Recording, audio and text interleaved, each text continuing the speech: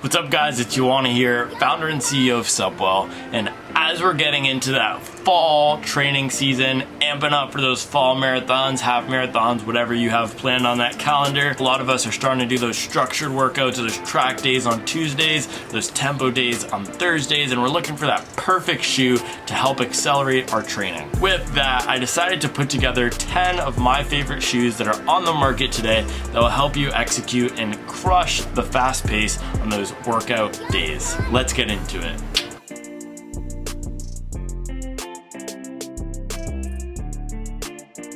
First up, we got one of the best overall shoes on the market today. That's the Saucony Endorphin Speed 3. I've personally had 2 pairs of these. This has a super soft and bouncy midsole compound in there called Power Run PB. It's a Puma base and it's gonna give you a nice fast and responsive ride, but it is on the softer side. It's not as firm as something like we see in an Asics, so it is comfortable enough for those warm up and cool down paces. And in the Speed 3, because there's a nylon plate instead of a carbon plate, you can even use the Speed for everyday running. It's not going to be as harsh as some of these other Uptempo shoes and something that you'll only want to use on track day. It comes in at $170, which is around the middle of price point for shoes on this list, but because it is so versatile, you'll get that money back as you're using it for probably 3 or 4 runs throughout the week. Next up, we got the Asics Superblast. This is gonna be a great option for long runs and marathon paced workouts that you have in your training block. This is a super max cushion shoe. It has 45.5 millimeters of cushion in that heel, and it's using 2 different types of midsole foam, a firmer FF Turbo foam, which is Asics Super Foam that's in their marathon racers, and then they also have that softer FF Blast Plus Eco underfoot. The combination makes this very cushioned and also responsive, and there's no plate in here that's gonna be adding rigidity. They just use foams that are a bit more rigid and structured themselves. This does take a little bit of time to break in and warm up, but once you get it up to that 40-50 mile range, it works perfectly for those tempo days, those marathon pace workouts. And if you're doing high mileage weeks, there's no better shoe to help take off some of the pressure on your legs than the Asics Superblast. Next up, we got the Adidas Takumi Sen 9, which is my personal pick for track days.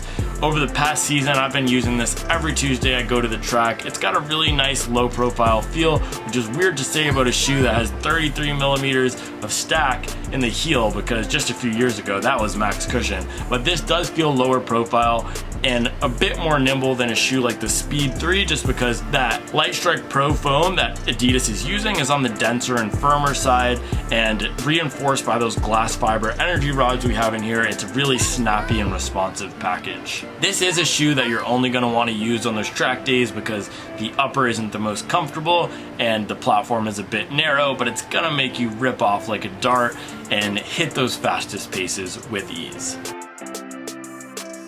Next up, we got the Nike Streafkly. If you're looking for a tempo shoe from Nike, there's no better option than the Streafkly. This is Nike's dedicated 5K and 10K racer like we see in the Adidas Takumi Sen, but this is also going to be great for any of those track day efforts and tempo efforts. There's no plate in the forefoot here. There's just a midfoot shank reinforcing the soft and bouncy Zoom X foam. And if you like a more natural feel and to feel some ground contact, this is going to be great for those days when you want to pick up the pace and comfort and speed. Alright, next up we got the Hoka Mach 5, which I think is the most comfortable tempo day shoe. So this has a dual foam midsole like we see in the Superblast. The top layer is Hoka's Pro Fly Plus, which is a supercritical EVA, meaning it's been injected with gas to give it a lighter, bouncier, and airier feel. Then the bottom layer is a traditional, harder EVA, which is firm, and it's going to add some durability and longevity to the shoe. It's a super cushioned, soft, and smooth riding shoe. It's also great to pick up the pace in. I did some efforts at between half marathon pace and marathon pace in my pair the other day, and it just felt amazing and my legs felt super fresh after. I will say the one downside here is, even though they're using that firmer EVA, which is more durable, they didn't add a rubber outsole to this. So if you're a heavy scuffing runner like I am, I scuff the heck out of the heels on my shoes, then you're probably not going to get more than 300 miles ish out of the Mach 5. Alright, next up we got the Puma Deviate Nitro 2. Unlike the Mach 5, which we just talked about, the Deviate Nitro 2 has a huge application of Puma's Puma grip outsole, which is super grippy, and it's also going to give a ton of durability to the shoe. So if you want a durable up-tempo shoe, there's no better shoe than the Deviate Nitro 2. The ride here is going to be snappy, responsive, but also versatile. It is using a dual foam midsole. It has that Nitro Elite supercritical Puma foam in the forefoot, and the heel it has a firmer EVA, which is going to add some stable landing. There is a plate in there as well, which is reinforcing the platform and adding some snap, but it's not going to be overly rigid to the point where you don't want to use this for your everyday training. I personally don't like running in plated shoes all the time, but if you want a very durable and versatile plated shoe, then the Deviate Nitro 2 from Puma is a great option. Alright, next up we got the Tracksmith Eliot runner, and this is the best looking up-tempo shoe that we have. If you want a shoe that's gonna look great for everyday running as well as those up-tempo efforts, then go for the Tracksmith Eliot runner. They're positioning this as an everyday running shoe, as a daily trainer, but in my experience, it works great in that marathon pace range as well. That's because it has a dual foam P-Vax midsole, and that compound, while it doesn't feel the softest and bounciest in the Eliot runner, is very responsive. And so it gives you this almost Spartan-like ground feel, low to the ground, low profile sensation, and it's really easy to pick up in the pace in this thing because of that flat platform, and it takes a little bit of while getting used to how to use this best, but once you do, you'll be up on your toes and forefoot striking with ease, putting out those marathon pace miles, no problem.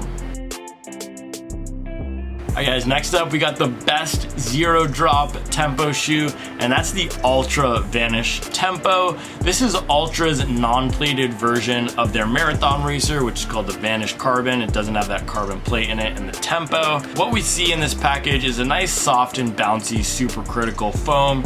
It's also going to give you that flat platform because of the zero drop, but 33 millimeters in the heel and 33 millimeters in the forefoot, which feels like plenty of cushion. It can be a bit soft in the forefoot without that plate and without having a drop, but they do have a nice rocker up here to keep you rolling along. I personally think that if you're running a marathon in more than 3 hours, this should be fine for all your speed work. If you are targeting that sub 3 hour marathon, then you might want something with a bit more pop in it, like the Takumi Sen 9 for those speediest days. Alright, next up we got one of my all-time favorite shoes, the Saucony Endorphin Shift 3, and this is going to be a great tempo option for heavier runners. It might not work for all runners as a tempo shoe, but because of this firm and supportive Power Run EVA foam that we see in the midsole, it works great for stronger runners. We're going to be putting a lot of force and pressure on that midsole to pop off on their fast paces. Because of the rocker, it also puts you up on your toes and has you gliding along. It is going to be versatile for recovery days and everyday running, as well as doing that pace for bigger and taller runners. Finally, we got the best lightweight and best no-frills tempo shoe, and that is the Saucony Kinvara. They did raise the stack height a bit in the 14, but it keeps to that non-plated, simple, responsive EVA foam profile. This is going to be great if you want something that's just easy to pick up the pace in, no bells and whistles, that traditional feel. It comes in at 7 ounces for US Men's 9, which is one of the lightest out there. It's also durable and versatile enough for everyday training, though it doesn't have the biggest coating of rubber on the bottom. Alright guys, so there we have it. Those are the best tempo shoes. I hope you the best for your training as you enter marathon training season for the fall. As always, thank you for liking and subscribing. I'll make sure to keep you up to date on the latest and greatest in the world of performance running.